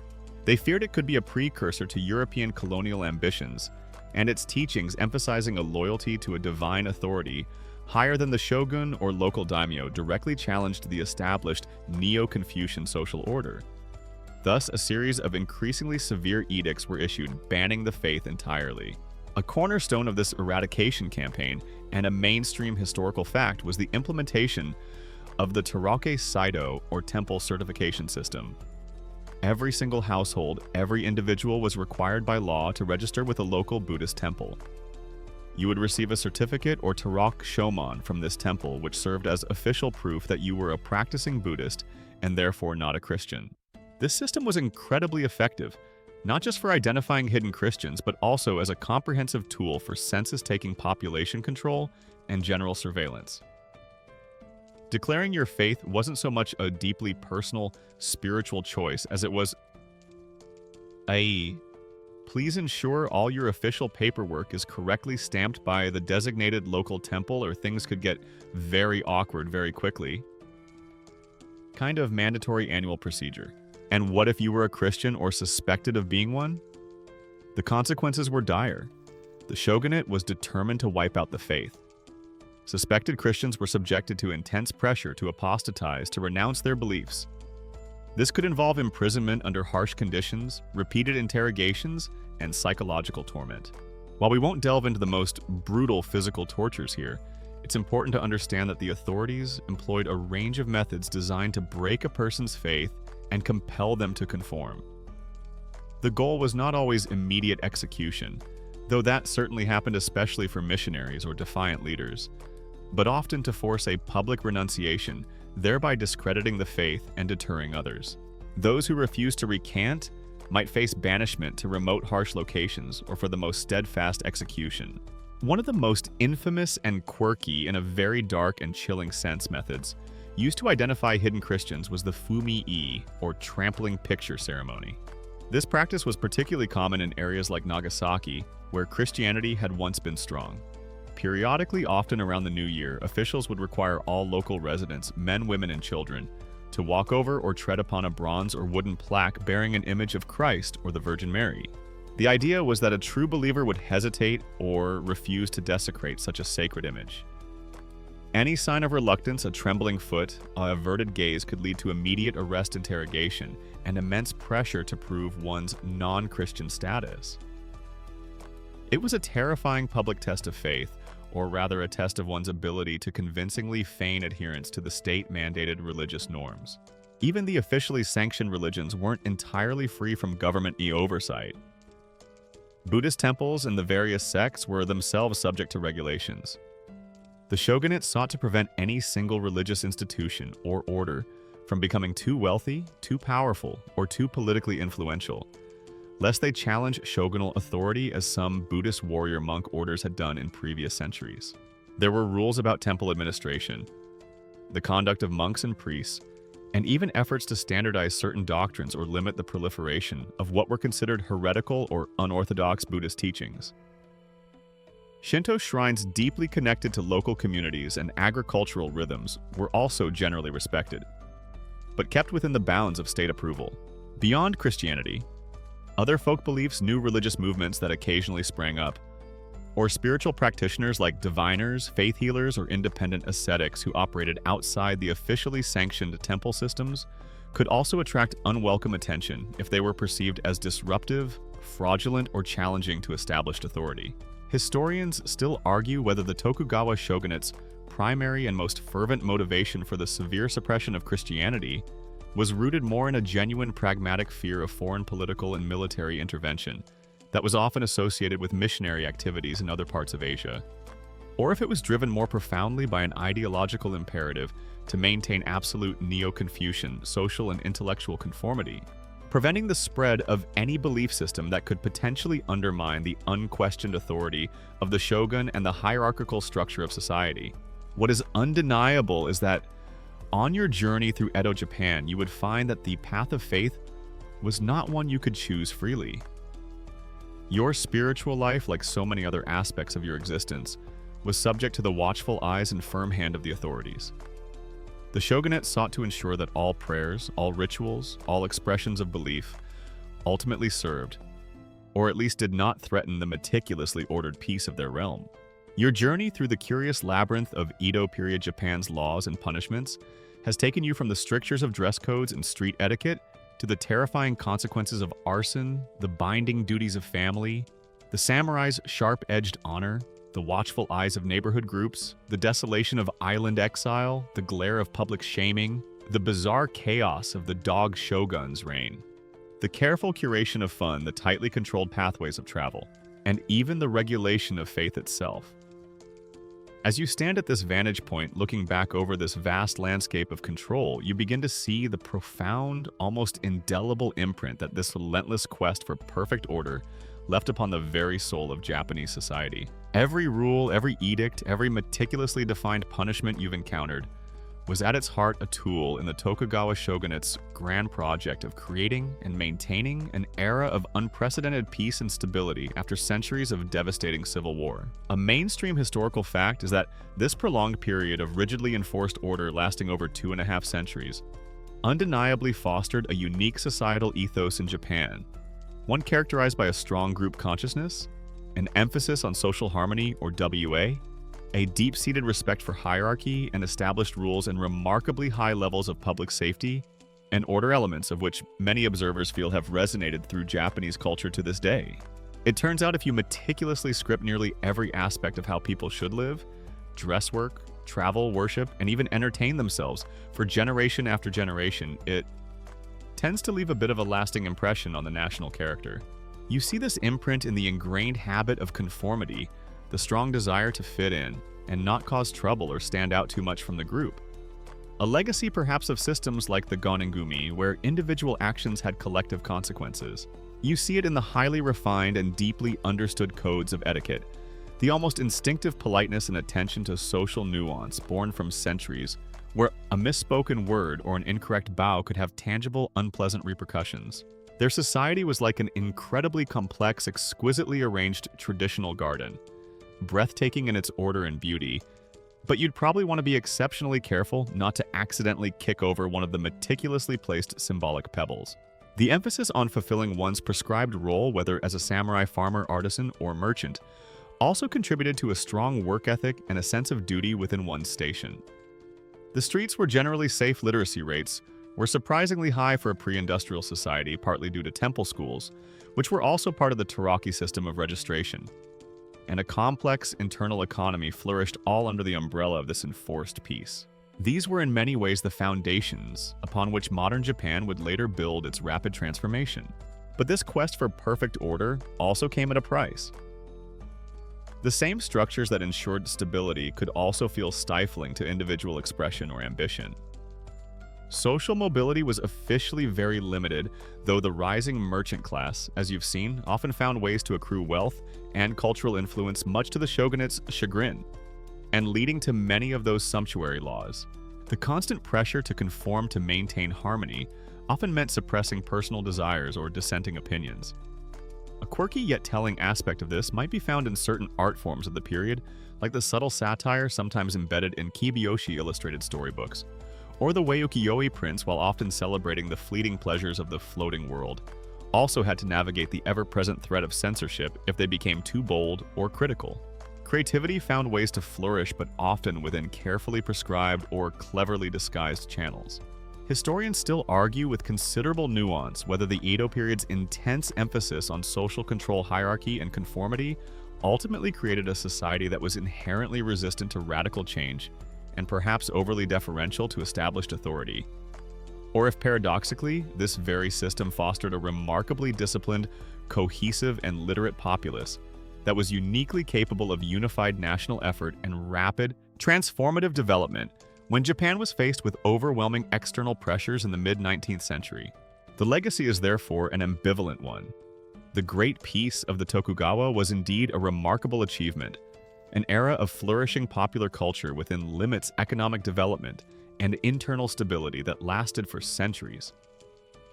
But it was a peace maintained by an intricate and often unforgiving latticework of laws, regulations, and punishments that touched every life, shaping not just outward behavior, but also perhaps the inner landscape of the Japanese spirit, the Edo period. A testament to the fact that you can indeed have too much of a good thing, especially if that good thing is an endless proliferation of rules about everything imaginable with penalties attached. As you reflect on this journey, you understand that the quirky laws and sometimes severe punishments were not random acts of caprice, but rather calculated components of a grand overarching vision of a perfectly ordered world, an imprint that has subtly yet powerfully helped to shape the Japan that was to come. And so as the lanterns of Edo begin to dim in your mind's eye and the bustling sounds of its streets fade into a gentle quiet, our journey through its curious laws and punishments draws to a close. The Shogun's peace, with all its intricate rules and stern enforcements, has played out its part for tonight, leaving behind the lingering imprint of a society meticulously crafted a world of profound order. Imagine now the soft rustle of tatami mats underfoot, the faint scent of old wood and incense in a traditional Japanese room. Perhaps outside a gentle rain has begun to fall, a soothing, rhythmic patter on the tiled roof and the paper shoji screens. The world outside contracts, becoming a haven of quiet and stillness. The sharp edges of authority, the anxiety of navigating complex social codes, the weight of potential punishments, let all of these now recede like distant thunder that has rumbled past, leaving only a cleansed and tranquil air.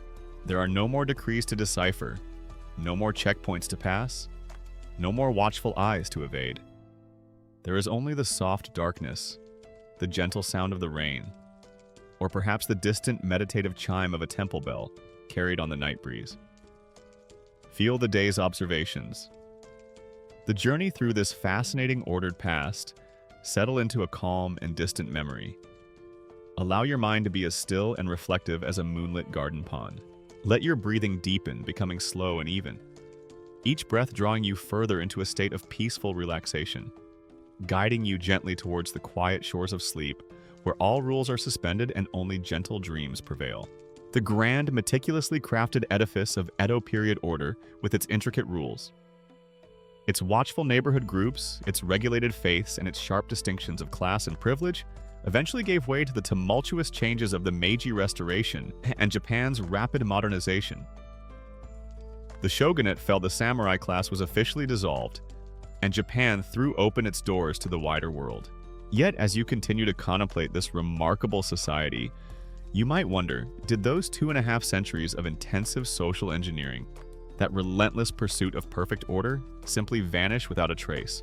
Or do some of its shadows, some of its peculiar imprints, still linger subtly in the manners, customs, and social dynamics of Japan, even in much later times? It's a fascinating question, and one that invites gentle reflection rather than definitive answers.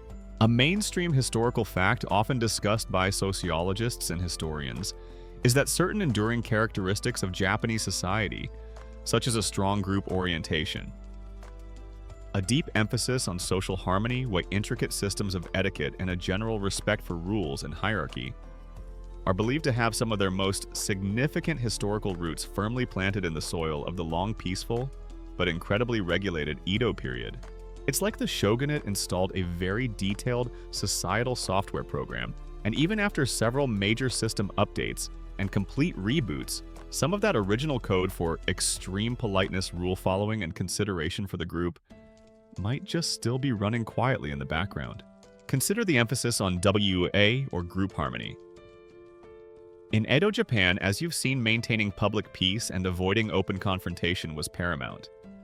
This wasn't just about preventing riots, it extended to everyday interactions. This societal preference for avoiding direct conflict, for seeking consensus, and for communicating with a degree of indirectness or nuance, what is sometimes referred to through concepts like tatmai, public face, and hana, true feelings, could arguably be seen as an echo of an era where overt dissent or causing others to lose face could have very real and often unpleasant social or even legal consequences. That feeling when you realize your modern inclination to apologize profusely, perhaps even when you're not entirely at fault if you accidentally bump into someone on a crowded train, might just have a faint 250-year-old precedent rooted in avoiding any possible offense to someone who might have been, say, a very touchy samurai. The meticulous attention to social hierarchy and formality in the Edo period, where your every bow, your mode of address, and even the fabric of your clothes instantly signaled your place, might also have left a lasting legacy. While modern Japan is far more egalitarian, the subtle but pervasive importance of seniority, senpai-kohai relationships, the use of honorific language, keigo, and the careful observance of proper etiquette in business and social settings could be seen as descendants of that earlier, much more rigidly defined system. The muscle memory of a society trained for centuries to be acutely aware of status and the appropriate forms of interaction doesn't disappear overnight. Then there's Japan's renowned public order, its safety, its cleanliness. While these are products of many modern factors, one can't help but wonder if the seeds were sown in the Edo period. The Gonin-gumi system, for all its intrusiveness, fostered a sense of collective responsibility for neighborhood well-being and a habit of mutual monitoring. The endless regulations about street cleanliness, fire prevention, and public decorum, drilled into the populace for generations, may have contributed to a lasting civic-mindedness. The Edo period perhaps unknowingly setting the stage for centuries of meticulously sorted recycling and impressively orderly queues for just about everything. Of course, it's crucial to approach such connections with care. Modern Japanese society is a dynamic and complex entity shaped by a multitude of historical forces far beyond the Edo period alone. The dramatic reforms of the Meiji era, the trauma and transformation of World War II, and decades of intense globalization and technological change. Attributing modern traits solely to Edo-era origins would be an oversimplification. A quirky tidbit that sometimes sparks discussion is the modern Japanese concept of uchi inside, or one's own group, and soto outside, or those outside one's group, and the distinct modes of behavior often considered appropriate for each sphere. One might be more relaxed and informal with uchi relations, family, close colleagues, and more formal and reserved with soto relations. Some see this as a possible echo of the Edo period's clearly defined social units, the household, i.e. the village, the Gonin-gumi, where one's primary loyalties and modes of interaction were very much defined by these in-group boundaries, and interactions with outsiders were often more carefully managed and formal. Historians and sociologists continue to debate the precise extent to which contemporary Japanese social behaviors, values, and even psychological tendencies can be directly traced as legacies of Edo period feudalism and its specific mechanisms of social control, versus how much these characteristics have been more significantly shaped or reshaped by subsequent more modern historical developments and global influences. What seems plausible as you reflect from a distance is that such a long and formative period of intense social ordering would inevitably leave some lasting cultural resonances. Perhaps it's in a certain preference for predictability, a collective discomfort with overt displays of individualism that disrupt group harmony, or even in the incredible dedication to detail and craftsmanship seen in many aspects of Japanese life. A possible echo of an era where fulfilling your prescribed role, whether as an artisan or a farmer, with diligence and skill was a core societal expectation. The shadows of Edo's quest for perfect order, therefore, might not be dark or oppressive specters, but rather subtle, almost imperceptible currents that continue to flow beneath the surface of modern Japanese life, influencing in quiet ways how people interact, how society organizes itself, and how the delicate balance between the individual and the group is continually negotiated. And so, as our journey through the often perplexing, sometimes severe, but always fascinating landscape of quirky laws and punishments in Edo-period Japan nears its end, we pause for one last contemplation. You've witnessed the shogunate's relentless drive for order, an ambition that touched everything from the silk in your kimono, to the thoughts in your prayers, from the etiquette of the city streets, to the lonely shores of Exile islands. Yet within this meticulously constructed framework of control, you can also perceive the irrepressible, often ingenious currents of human nature, constantly adapting, responding, and sometimes very subtly resisting. It's in the strange balance, this ongoing dialogue between rigid law and the resilient spirit of the people, that many of the true quirks of Edo society reveal themselves. The Tokugawa regime, as you've seen, aspired to create a perfectly stable, hierarchical, and predictable society. They issued edicts upon edicts, attempting to regulate not just major crimes, but also daily life, personal taste, and even moral character, down to the minutest detail. Yet a mainstream historical fact is that despite these extensive legal codes and sophisticated enforcement mechanisms, Edo society was far from a static or perfectly compliant monolith. Popular culture flourished. Merchant wealth and influence grew often in defiance of their official low status, and people found countless ways to navigate and sometimes subvert the official order in their everyday lives. Edo Japan, where the official rulebook for life was probably several volumes long, but the unofficial whispered guide to actually enjoying yourself without getting into too much trouble was likely even more detailed and passed around with a knowing wink. Consider the sumptuary laws, those endless decrees against luxurious clothing and extravagant lifestyles for commoners. While many undoubtedly adhered out of necessity or fear, you also saw the rise of iki, that sophisticated aesthetic of understated elegance where true luxury was hidden in the lining of a seemingly plain robe or in the exquisite craftsmanship of a simple object. It was a quiet assertion of taste and discernment, a way of being stylish within the letter of the law, even while playfully winking at its spirit. The shogunate wanted a perfectly still, unruffled pond, but human nature, with its innate desire for beauty expression and a bit of fun, kept tossing in these delightful, occasionally disruptive pebbles of individuality.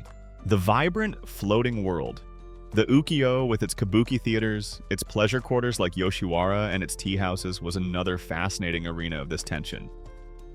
The authorities tried desperately to contain and control it, confining it to specific districts, regulating its hours, censoring its content, and decrying its perceived immorality. Yet these very districts became incredible crucibles of popular culture, art, fashion, and literature, places where class boundaries could blur, at least temporarily, and where a certain freedom of expression, however fleeting or coded, could be found. It's a testament to human ingenuity that even when told not to wear overtly bright colors or discuss scandalous topics, people will invent 50 shades of incredibly chic brown and then write subtly satirical poems or create woodblock prints that say everything without saying anything too directly. A quirky tidbit that perfectly illustrates this subtle dance between control and expression is the popularity of maitatei, or parody pictures, in ukiyo-e prints. These artworks would often depict classical myths, historical events, or scenes from highbrow literature, but with a cheeky twist. The noble heroes and heroines would be replaced by famous kabuki actors, beautiful courtesans, or even contemporary street scenes. It was a way to make high culture accessible and relevant to commoners, but also sometimes a very subtle and deniable way to comment on current affairs or poke gentle fun at the pretensions of the elite, all under the guise of a classical subject. The shogunate's laws often seemed to be playing a constant game of cat and mouse with the populace. They would ban a certain type of extravagant hairstyle, and people would invent a new, slightly different, but equally stylish one. They would restrict certain themes in plays, and playwrights would find allegorical ways to address them. They would clamp down on one form of gambling, and another would spring up in a more hidden location. This isn't to say the laws had no effect.